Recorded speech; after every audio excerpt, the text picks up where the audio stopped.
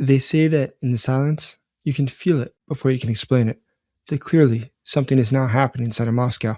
For days now, 13 million people there have been totally cut off from the internet. They don't know what's actually happening. They only know that the official story continues to change. At first, it was about routine maintenance, but now it's for security purposes. The responses don't match, and that's why the anxiety is spreading so quickly in the population. Simultaneously, the government is choking off Telegram, where people were getting their news. But without any of this, people rely on whispers, and the whispers today say that a purge has reached the very top of the military. There are whispers today that the old guard is looking for the exits. Nobody, though, can confirm the truth, but everybody understands that a regime that cuts the signal in its own capital is telling you that it fears the truth. Today, we see that it's St. Petersburg as well that is in this fog of darkness. Since March 9th, the 5.6 million people there have not been able to access the internet. The authorities say that's due to external restrictions beyond their control, but the fact is, it's not. It's because the government has turned off the internet. Now we see that the two largest cities inside of Russia are treated like border towns near the front. Last year, Russia lost 37,166 hours of internet access due to these restrictions. Restrictions now have hit 63 regions every single day. That's cost over $12 billion in the economy. It's pretty safe to say nobody would charge their economy $12 billion to do maintenance. What's going on, though, is something big. And we know it's big because of all the different actors in Moscow, how they are behaving. Silence is not calming the country. Silence is, in fact, buying the state time. And everybody knows what this looks like, but they're not sure what is happening this time. Is it perhaps because of Ukraine strikes that are reaching into the heart of the country? Is it because of the purge of Shoigu and his circle, as a former Minister of Defense and his colleagues seem to be headed towards prison? The timing is too exact to dismiss the coincidence. The drones are crossing the skyline. The inner circle is tearing itself apart, and the silence is the only thing that the people know about. But we can be pretty sure as this spreads, there'll be more fear, because right now it's becoming ever clearer that Putin seems to be losing his grip. My name is Dr. Jason Smart. I'm a Kyiv Post special correspondent and national security advisor. I've been studying the Putin regime for 20 years, and I wrote my doctoral and master's dissertations about it. And what we're seeing is actually pretty fascinating. This is not common in Russia. There is definitely a fear that something is going on, and that fear is not just being spread on Telegram. That is a fear that the people are talking about. But what's incredible is that the government has gone so far to censor that we can't know everything they say, because even Telegram, they censor what has been said. So if somebody writes, for instance, that Moscow today is without internet, that is censored. But if they just write, there's a problem with internet and not giving the city, it won't be censored. But when you read the comments, you notice nobody mentions a city with no internet, which means the government is erasing it. But the government's erasing it for a lot of reasons. For one, they see that within their country, they have significant problems. Ukraine is carrying out attacks across their country. In fact, Ukrainian attacks hit the Russian energy facilities 120 times. Of those, 81 hit oil refineries. That cost the Russian economy an estimated $13 billion. In direct damage alone, it was about $1.3 billion. And that's why today, pipeline deliveries to refineries fell to their lowest level in 15 years.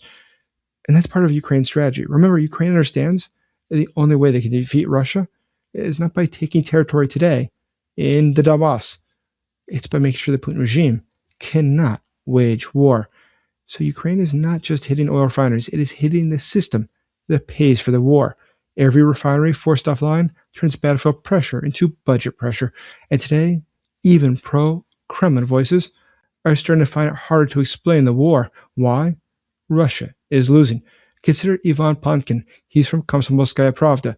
It's a government-affiliated newspaper. What's interesting is that it is also a very big one. It has about 3.5 million people that read it. But what's so interesting about it is he said today there is despair. Today there is a fatigue that is surfacing because though there are slogans in the military, everybody understands there's not enough money to pay for more drones. Consider that he says that the longer that this war drags on, the harder the exhaustion is to disguise as patriotism. We just saw that 2 days ago, Ukraine carried out successful strikes using Storm Shadow on a significant facility of the Russians. That facility is producing the parts that are necessary to create things such as drones, to create missiles, to create air defense. Incredibly enough, The attack occurred right as there's a shift change, which means all the engineers who worked on it are no longer here. That's going to set Russia back a significant amount. Look what Daniel Beznofov has said.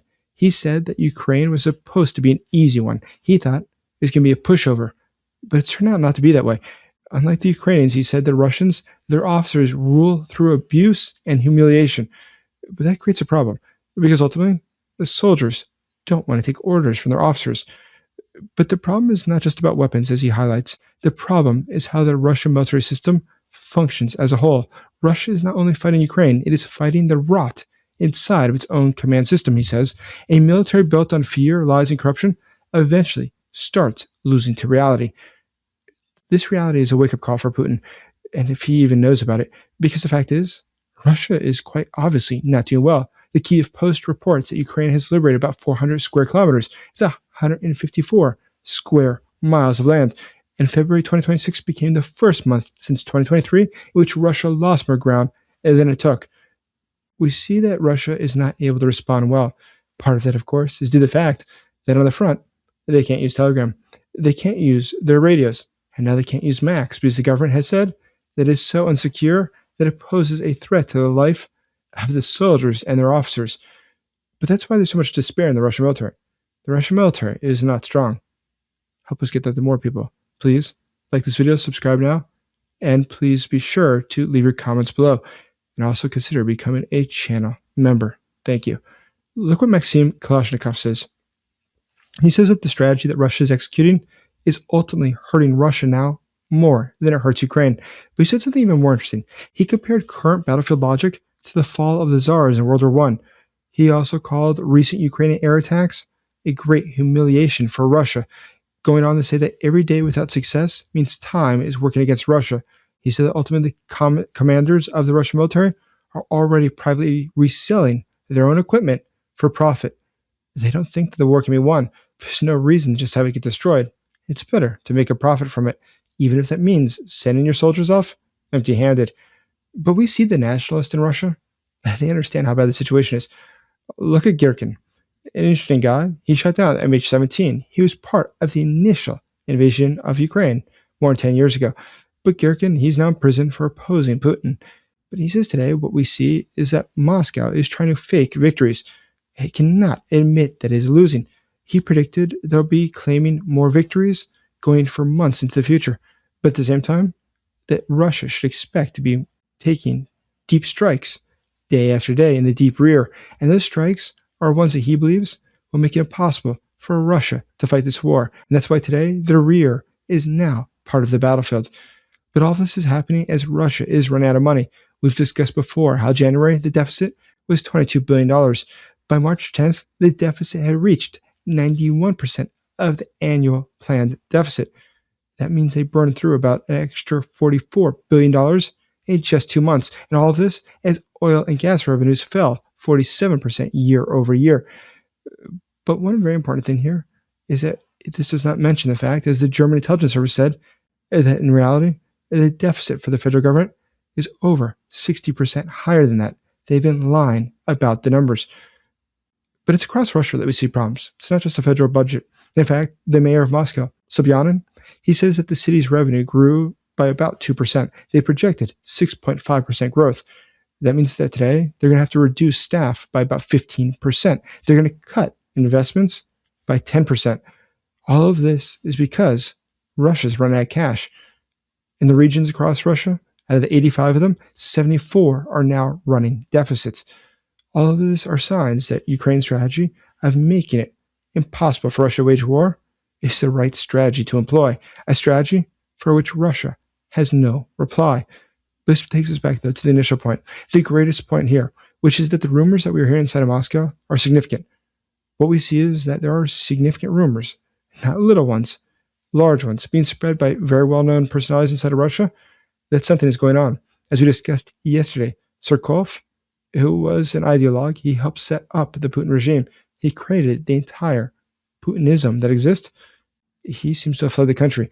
At the same time, Shoigu, the former Minister of Defense, longtime friend of Vladimir Putin, there are more and more rumors he's about to be arrested.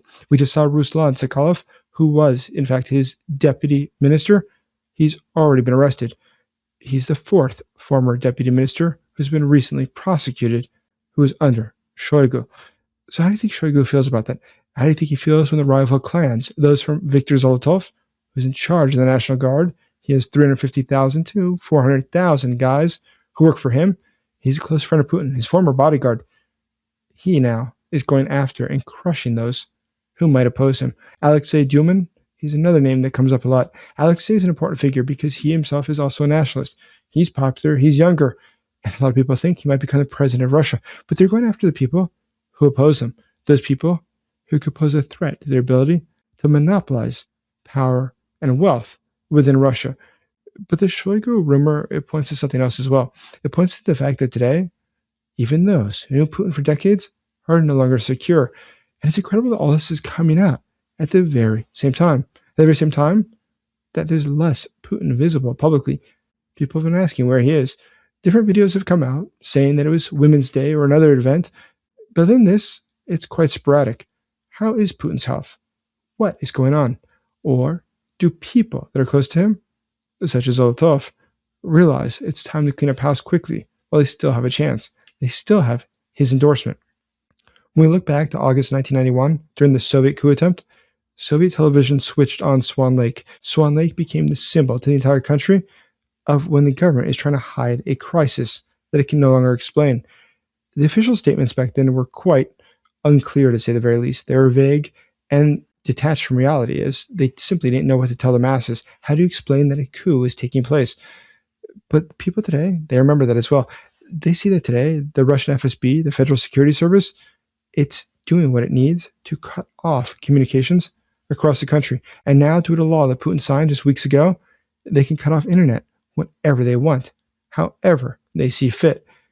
But these emergency powers, they rarely stay temporary. Once a regime learns how this darkness works, we can expect that the regime will be using this ability to turn off the internet more often, not less often. But the regime is going dark internationally as well. Look at Peskov. He's a spokesman for the Kremlin. Peskov has said that international law only exists on paper. It shouldn't be taken seriously. That Russia today, it needs to focus on its raw capabilities. But he went on to say that Russia's losing its levers, its tools abroad, referring to the fact that Russia cannot spread its propaganda, he said. Is it by coincidence that just the day before yesterday, Twitter announced that it deleted 800,000 accounts? They're largely Russian trolls trying to influence narratives abroad. But look at the narratives abroad, the absurdity of them today. We hear today that Russia is aligned with Iran. We know they work together. In fact, we know that the Russians are training the Iranians to fight against the Americans in order to use the drones more effectively. And in fact, the U.S. intelligence believes that Russia is giving Iran locations of American ships and troops. We know that the Iranian Shahed drones are using Russian parts. But now, as Ukraine is sending soldiers to the Middle East to help Allied forces, we see that there is a warning coming out from the FBI that people in California, people on the West Coast, should be careful, as there is a chance now that Iran will attack with drones. So it's not quite obvious who our enemies are and who our allies are, but it's not clear to everybody. And that's why today we should help Ukraine to win by giving it what it needs. And you can help in that effort by checking out the first pinned comment below, where you see the question of the day. Right below it is a link to donate. Right now, a very generous donor is matching all donations. Thank you. So when we look at the situation in Russia, it is becoming ever more complex. Multiple crises are converging all at one time. Ukraine is damaging the machinery that funds the war. Loyal voices are showing fatigue, and the budget is running out of money. At the same time, the military clan is fighting with the intelligence clan, and Iran is widening the geopolitical risk. All this is arriving at the center at the very same time. And that's why this blackout feels so very ominous. It's not a mystery. It's a sign.